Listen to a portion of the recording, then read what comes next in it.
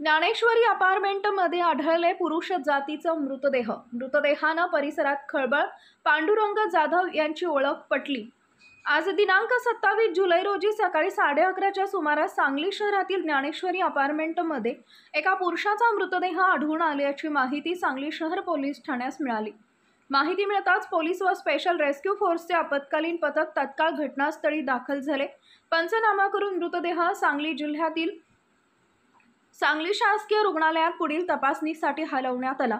मृत व्यक्तीची ओळख पांडुरंग सीताराम जाधव, वय वर्ष 53, राहणार पाटणे प्लॉट, गल्ली क्रमांक 1 अशी पटली आहे। ते अल्फा माने यांच्या घरात भाड्यानं राहत होते, मात्र अनेकदा घराबाहेरच फिरत असत।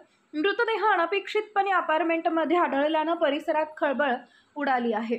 प्राथमिक चौकशीत त्यांच्या नातेवाईकांचा पत्ता लागत नव्हता, मात्र पोलीस तपासातून त्यांचा शोध घेण्यात आला असून संबंधित नातेवाईकांना माहिती देण्यात आली आहे।